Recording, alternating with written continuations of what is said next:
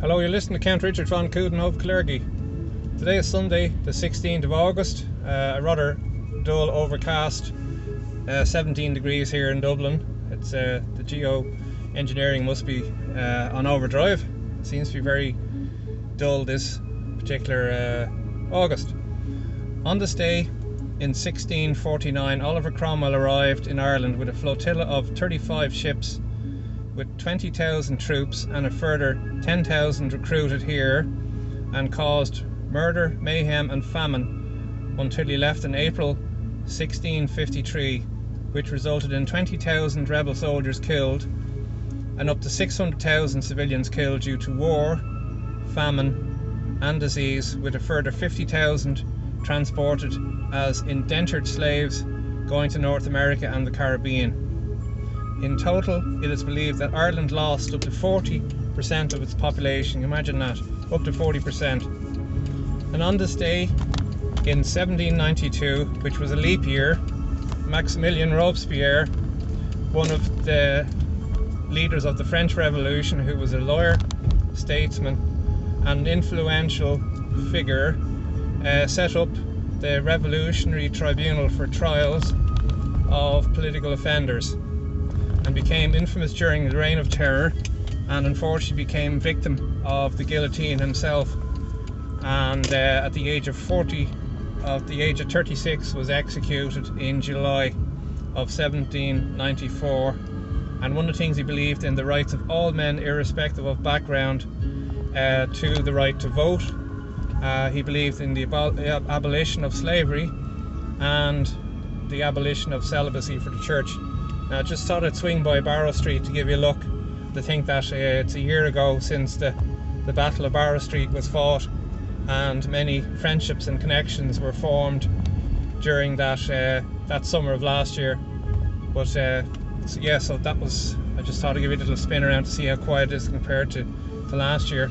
And on this day in 1920, Terence MacSweeney, TD, and Lord Mayor of Cork, author and playwright, was sentenced to 2 years in Brixton prison for possession of seditious articles and a cipher key which was used by the RUC. And while in prison he went on hunger strike due to the fact that he was tried by a military court. 11 other Republicans in Cork jail went on hunger strike at the same time, and his hunger strike got international recognition to the extent that there was pressure put on the Americans to actually have a boycott on British goods being imported into the UK, and unfortunately he died 73 days later at the age of 41. Now 30,000 people filed by his coffin in London, and his body was taken to Cork by sea, where his graveside narration was given by Arthur Griffith. And 1 week later, Kevin Barry was executed by hanging in Mountjoy jail at the age of 18.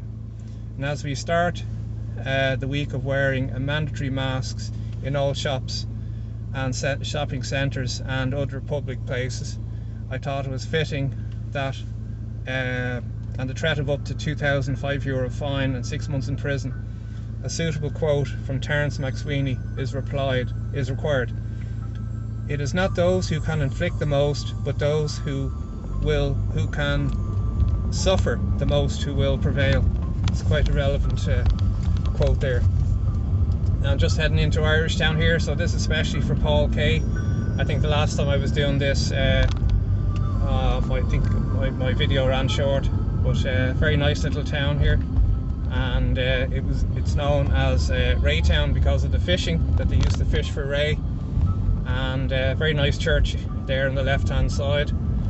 And so the question really has to be asked in relation to the masks. So is it about health, or is it about control or obedience? And obedience is defined as the performing of an action not for personal desire or motive, but because it is commanded by someone in a position of authority. Now on the right hand side there's a lovely little coffee shop to do breakfast, an all-day breakfast there for €7. Just keep that in mind if you're ever passing by. And that's the famous Irish Town house there, you know. But yeah, so to me, like the idea of actually wearing the mask now has got to the stage that it's actually a symbol of obedience.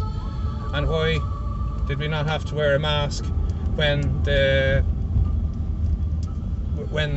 deaths were actually at a peak there in March and April of this year? So I've got myself a little lost here.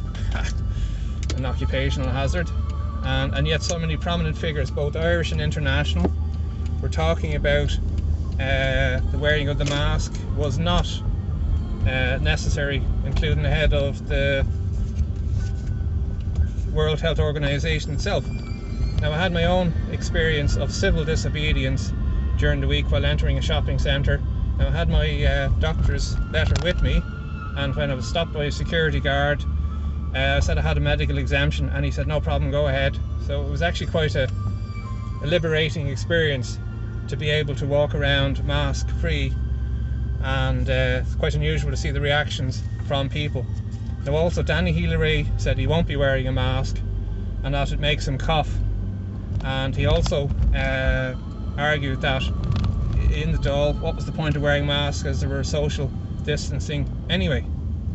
Now, rather tragically, during the week, another homeless man was found dead, this time in Cork. Gary Deneen, he was 35 years old, and he was the 31st homeless person to die this year, with another homeless man dying the following day on Thursday, also in Cork. And yet 200 million will be spent on direct provision centres this year.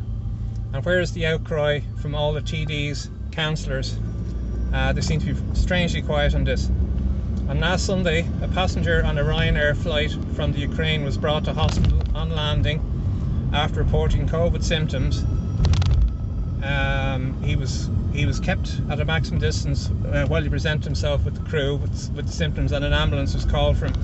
And it was a 3-hour flight from the Ukraine, Ryanair flight. So why was he not checked before entering the plane at his temperature? And how many more instances of this medical tourism is going to cost the taxpayer dearly? Now also, and it was great to see Gemma and Niall stand together there beside each other at the Knock Shrine. Well done to those who attended, and I hope that all sides can come together and form a united and common good. Now, this coming into Sandymount here, you can see well, you're supposed to be able to see Dunleary from here, but you can see it's quite a misty day, and it's beautiful.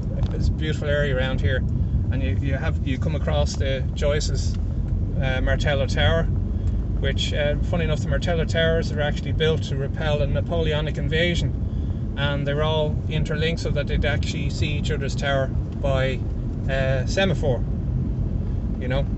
But I also noticed that Niall paid a visit to the Catholic Church in Ballyhaunis and spoke to the priest who allowed the Muslim call to prayer in the church.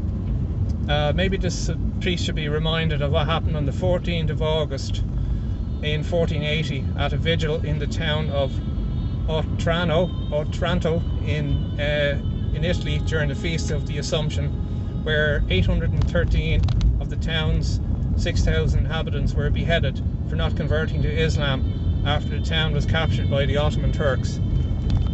Now, I think it's only fitting that I will end with a prayer which was written by Terence MacSweeney while in jail in July 1916.